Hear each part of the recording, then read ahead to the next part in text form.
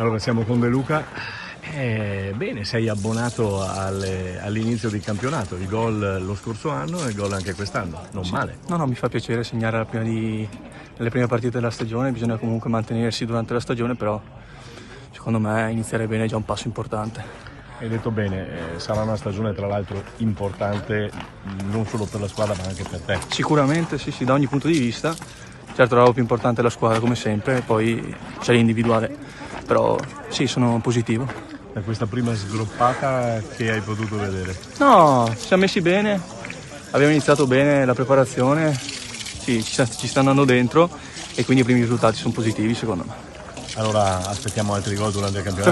Per forza, positivi sempre. Grazie. Allora Caneto, si inizia un'altra stagione e ho visto che hai cercato il gol insistentemente, però insomma sembrava che ce l'avessero con te i difensori, no, scherzi a parte, insomma il gol arriverà tranquillamente, no? Sì, siamo tranquilli, adesso è il momento di correre, mettere i minuti sulle gambe e stare sereni, giocare felicemente.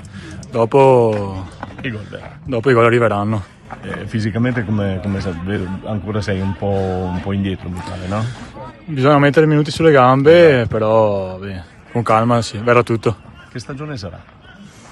Speriamo di fare una stagione importante, soprattutto per la squadra, per la società, per il mister, che tutti quanti ci credono e spingeremo dal primo minuto fino all'ultimo per fare una bella stagione. Lì davanti ho visto che insomma le fasce spingono bene, i cross ci sono, anche soprattutto per la tua caratteristica, insomma mi pare che qualche cosa di buono si è visto. Sì, abbiamo tanti giocatori giovani che possono correre e dare tanta spinta e sicuramente li useremo e gli daremo